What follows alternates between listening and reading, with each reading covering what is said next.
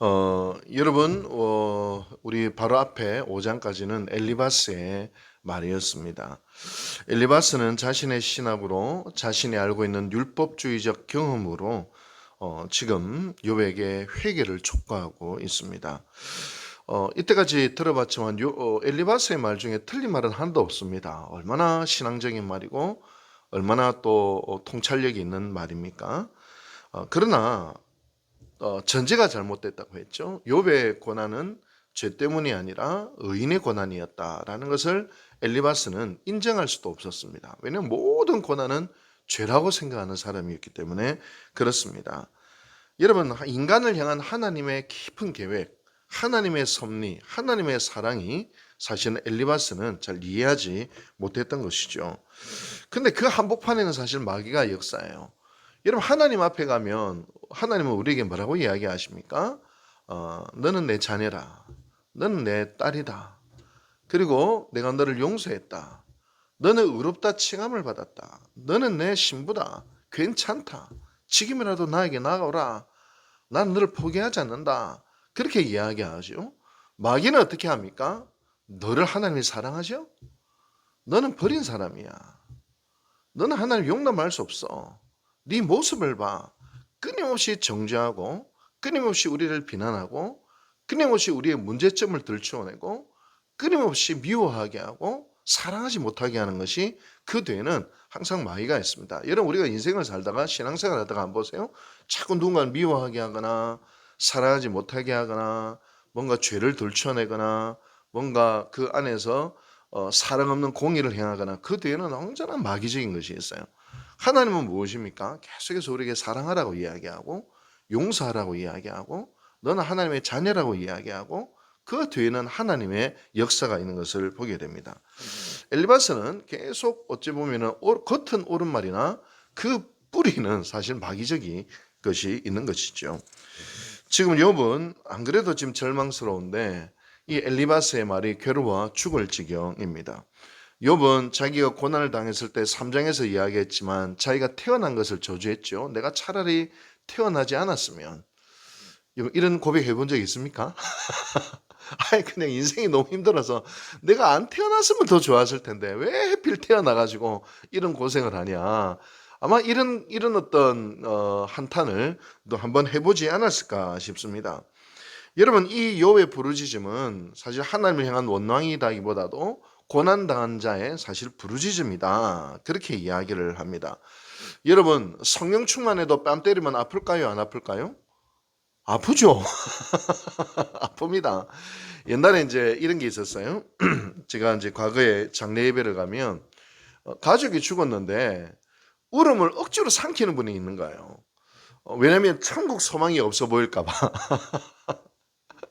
억지로 이제 울음을 참아요. 슬픈데 여러분, 그것은요 슬픔 당한 자를 학대하는 거예요. 울으라 해야 돼요. 우세요. 생각해 보세요. 집에서 한 10년 키우는 강아지가 죽어도 우울증 걸리고 눈물이 나오는데 하면 내 사랑하는 아내가 죽고 남편이 죽고 가족이 죽고 부모님이 죽었는데 눈물 흘리는 것을 막는다면 그건 비인격적이고 비인륜적인 거예요. 눈물이 나요. 신앙이 부족해서도 아니고 믿음이 없어서도 아니에요. 사랑하는 이를 떠나보내는 것은 당연히 눈물 나고 아픈 것입니다. 예수님도 나사로의 무덤 앞에서 눈물을 흘리셨어요. 지금 욥이 고통 중에 부르짖는 것은 당연한 겁니다. 고통 중에 하나님은 오히려 울으라 말씀하실 거예요. 부르짖으라 말씀하실 거예요.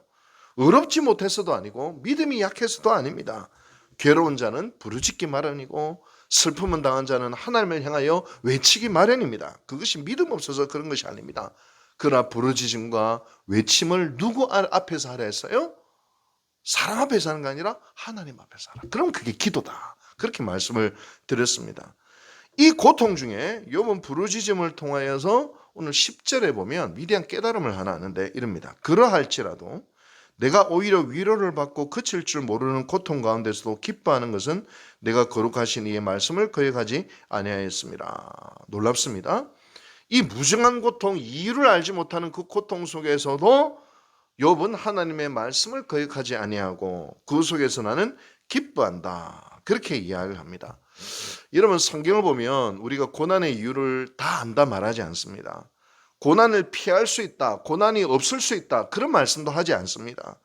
고난의 현실과 고난의 실존을 인정합니다. 그러나 그 고난 속에서 우리는 아플 수밖에 없고 눈물을 흘릴 수밖에 없습니다. 그러나 신앙은 무엇이냐? 그 고난의 한복판 속에서 고난이 거기서 끝나는 것이 아니라 나에게 믿음이 있음을 감사하고 기도할 수 있음에 감사하고 고난 속에서 나를 하나님이 변화시키는 것을 감사하고 그 속에서 하나님의 사랑을 경험하게 하시니 감사하고 하나님의 말씀하시니 감사하고 고난을 버틸 수 있는 인내를 주시니 감사하고 어제 수요예배 말씀대로는 보리 한 줌의 은혜를 주셔서 감사한 것이에요. 그 속에서 신비한 기쁨을 누립니다. 이게 신앙의 신비예요. 고난 때문에 죽을 지경인데 희한하죠. 하나님께 기도하고 하나님께 은혜가 오면서 말미암는 신비한 기쁨을 누리는 것이 이게 신비한 신앙의 힘이에요. 이 신비한 기쁨을 누릴 수 있게 되기를 바랍니다. 신비한 힘을 느낄 수 있게 되기를 바랍니다. 여러분, 한 음악가가 있었어요. 위대한 음악가인데 10살이 되기도 전에 이제 고아가 됐어요. 얼마나 어린 시절이 배고프고 힘들었겠어요? 가족을 부양하기 위해서 동생들을 책임져야 됐고요. 10살 때부터 책임져야 됐고요. 그리고 장성한 뒤에도 결혼한 뒤에도 참 불행이 계속 찾아와서 결혼한 지 13년 만에 아내가 죽었어요. 그리고 재혼을 또 했는데 무려 20명의 애를 낳았는데 20명 중에서 10명이 죽었어. 어릴 때. 옛날에는 뭐 병 때문에 애들이 많이 죽었잖아요. 그리고 그 중에 또 태반이 장애를 가졌어요. 인생의 말년에 이제 시력을 잃었고요. 뇌출혈로 인하여 반신불수가 됐어요.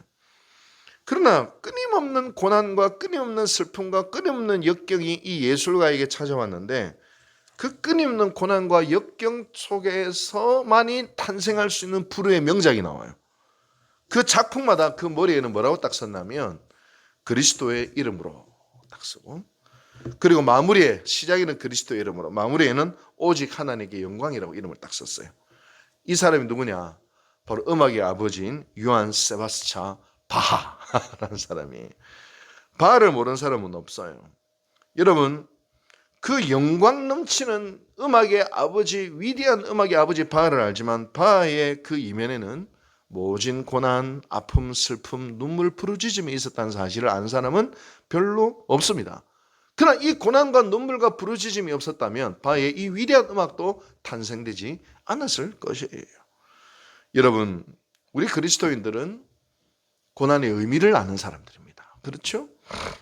고난의 원인은 뭔지 모를 때가 많아요. 뭐 죄 때문인지 아니면 시험 때문인지 뭐 이 죄 많은 세상 속에서 살아가다 보니 무정한 고통 때문인지 고난의 원인을 다 알지는 못하고 그러나 우리 한 가지 아는 것이 있어요.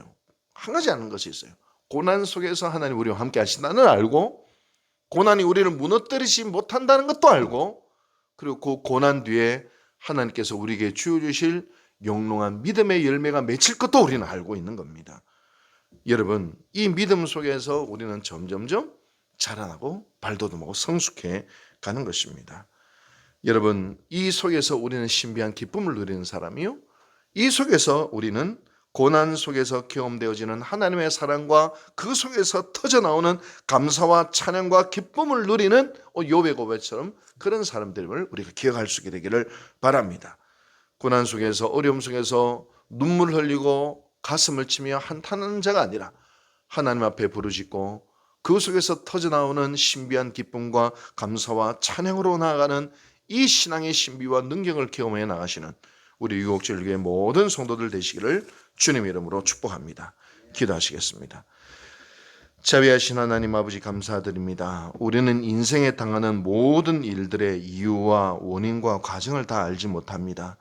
그러나 그 고난의 결과는 우리는 압니다.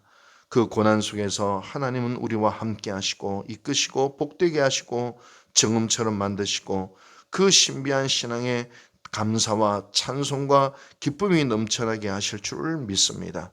오늘도 우리가 인생을 살아가며 어떤 일을 당하든지 그 속에서 주님을 바라보게 하시고 그 속에서 주님 주시는 힘과 능력과 기쁨과 은혜로 살아갈 수 있는 저희 모두가 되게 도와주시옵소서.